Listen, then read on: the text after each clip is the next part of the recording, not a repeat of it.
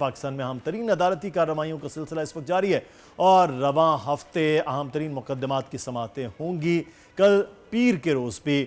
پہلا دن تھا اور اہم کیس کی سماعتیں ہوئیں، اور آج بھی اسلام آباد ہائی کورٹ کا 2 رکنی بینچ میاں نواز شریف کی سزاؤں کے خلاف اپیل پر سماعت کچھ دیر میں شروع کر رہا ہے۔ بالکل مدثر، اور اس وقت ہم بات کریں گے اس قانونی معاملے کے حوالے سے۔ حافظ احسان احمد کھوکھر صاحب ہمارے ساتھ موجود ہیں۔ ماہر قانون ہے، بہت شکریہ حافظ احسان صاحب آپ کے وقت کا۔ سب سے پہلے تو آج میاں صاحب جو ہے وہ پیش ہو رہے ہیں، اور میاں صاحب کا یہ پیش ہونا اپیلوں پر سماعت، کیا میاں صاحب کا جب تک یہ معاملات کلیئر نہیں ہوتے وہ الیکشن میں حصہ نہیں لے سکتے؟ بسم اللہ الرحمن الرحیم۔ مدثر بھائی آپ کا شکریہ، سہرش آپ کا شکریہ کہ آپ نے موقع دیا۔ لیگلی پوزیشن تو یہ ہے کہ جتنی دیر تک میاں صاحب کی کنوکشنز جو ہیں وہ ایکوٹل کے اندر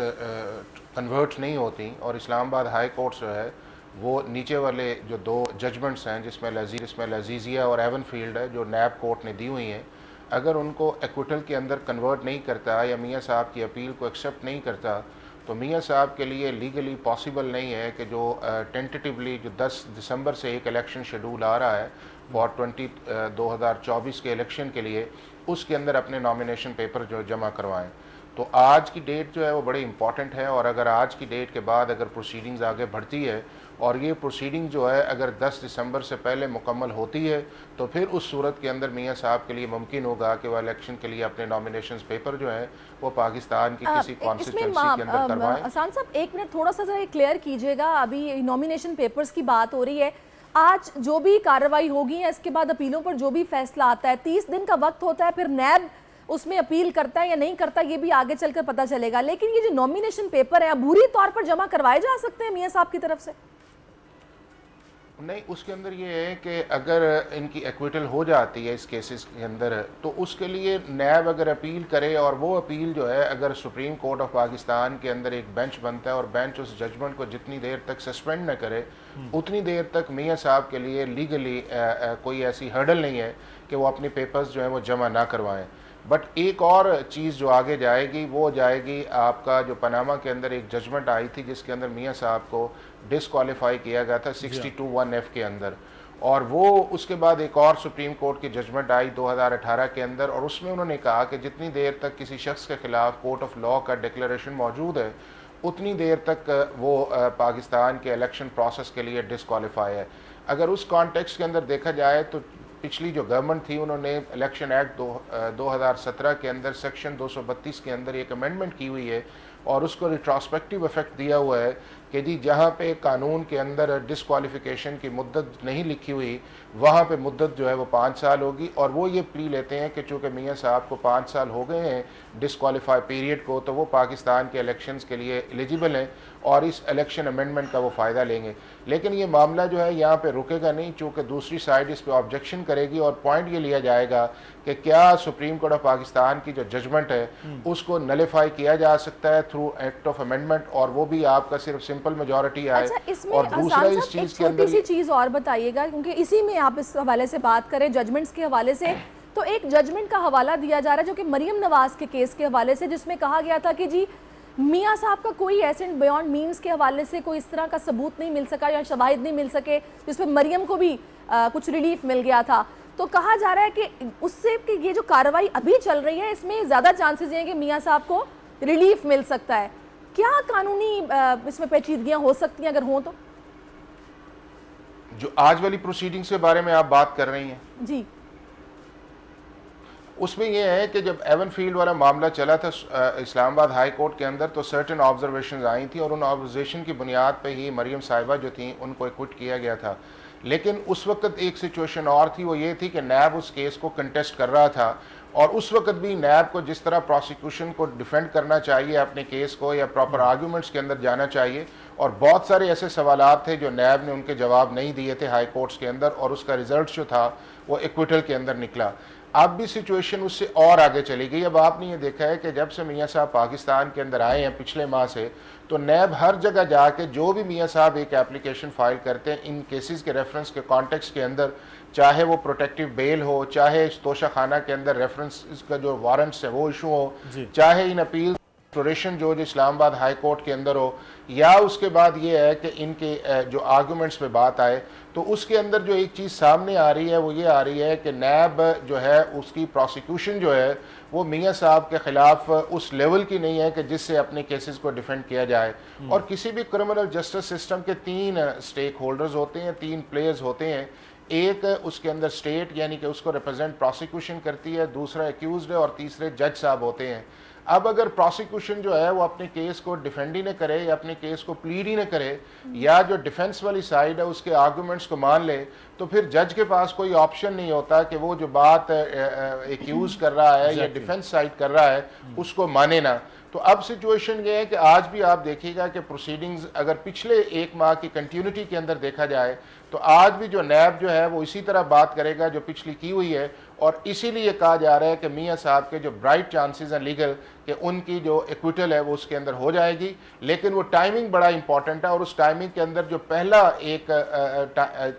جسے آپ یہ کہیں کہ ہڈل سی، وہ میاں صاحب نے کراس کر لی ہے. چونکہ یوزلی جو ہے آپ کی کرمنل اپیلز جو ہیں اگر آپ اسپیشلی آپ ایبسکانڈ بھی کیا ہو تو وہ جلدی نہیں لگتی، تو وہ اسلام آباد ہائی کورٹ کے اندر جلدی لگ گئی ہیں اور آج ان پہ ہیرنگ ہے. اور یہ ساری چیزیں جو ہیں اگر اس کو 10 دسمبر سے پہلے جو ہے مکمل نہ کیا گیا تو وہ جس چیز کو چاہ رہے ہیں کہ میں پاکستان کے الیکشن پروسیس کے اندر آؤں تو وہ ان کے لیے لیگلی ممکن نہیں ہے. تو لہٰذا یہ ساری چیزیں جو مجھے لگ رہا ہے وہ یہ ہے کہ یہ 10 دسمبر سے پہلے مکمل ہوں گی، اور اس کے بعد میاں صاحب جو ہے وہ پاکستان کے الیکشن پروسیس کے اندر جائیں. اندازہ ہو رہا ہے حفظ صاحب کہ یہ مکمل ہو جائیں گے، لیکن جو پہلے بات ہو رہی بیچ میں رہ گئی تھی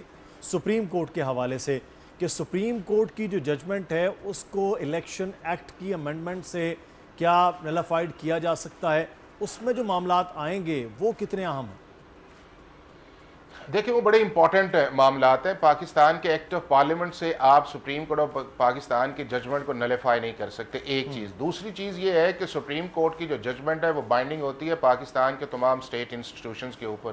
تیسری چیز یہ ہے کہ کیا 2023 کے اندر جو امینڈمنٹ آئی ہے اس کو آپ ریٹراسپیکٹیو ایفیکٹ جو ہے وہ 2018 سے پہلے دے سکتے ہیں یا نہیں دے سکتے ہیں. اور چوتھی چیز اس کے اندر یہ آئی ہے کہ جب سپریم کورٹ کا ایک بینچ جو ہے وہ کوسچن آف لا یا کانسٹیٹیوشن انٹرپریٹیشن کر دے تو کیا اس کانسٹیٹیوشن انٹرپریٹیشن کو ایک ایکٹ آف پارلیمنٹ جو ہے جو اس سے نیچے والی لیجسلیشن ہے اس کے ذریعے اس جو ایفیکٹ ہے اس ججمنٹ کے اسے ختم کیا جا سکتا ہے کہ نہیں کیا جا سکتا. تو یہ سارے کوسچنز جو ہے پہلے آئیں گے الیکشن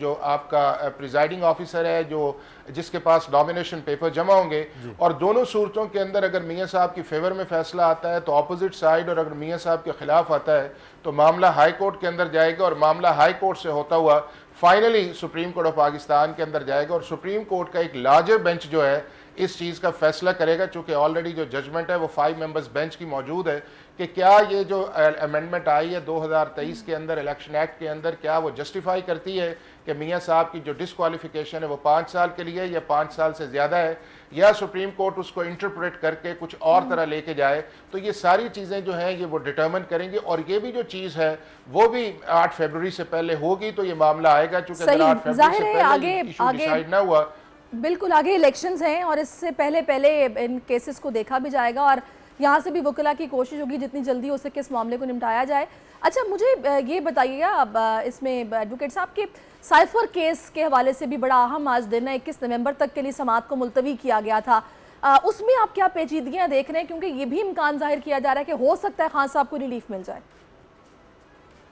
دیکھیں سائفر کیس کا جو اس وقت اسلام آباد ہائی کورٹ کے اندر چیز چل رہی ہے وہ میرٹس پہ نہیں چل رہا، وہ اس کی ٹیکنیکلٹیز ہیں. اور ٹیکنیکلٹیز اس کے اندر یہ ہیں کہ کیا جو جیل کے اندر ٹرائل کیا جا رہا ہے، نمبر 1 تو یہ ہے کہ جیل کے اندر جو ٹرائل کیا جا رہا ہے وہ ان کیمرہ نہیں ہے بلکہ وہ ایک ڈیزگنیٹ پلیس کی گئی ہے، وہاں پہ ٹرائل ہو سکتا ہے. اب اس کے اندر 2 چیزیں بڑی امپورٹنٹ ہیں جس پہ اسلام آباد ہائی کورٹ آج جائے گی کہ کیا فیڈرل گورنمنٹ کی پرائر اپروول لے لی گئی تھی اور جج صاحب نے اس کے بعد اس چیز کو ایشو کیا ہے، نمبر 1. اور نمبر 2 اس کے اندر یہ آئے گا کہ کیا جج صاحب نے جب جیل ٹرائل کے متعلق لکھا تو کیا انہوں نے اپنی سپروائزری جو جورسڈکشن تھی وہ اسلام آباد ہائی کورٹ سے کانفرنس لی یا ہائی کورٹ نے اسے کو ہیڈ کہا. اسی لیے آپ نے دیکھا ہے کہ کل انہوں نے رجسٹرار کو بلایا بینچ نے اور انہوں نے کہا کہ آپ ہمیں ان 2 کوسچنز کا جواب دیں. اگر تو اس کی ریٹراسپیکٹیو ایفیکٹ دیا گیا ہے اور بعد کے اندر اس کو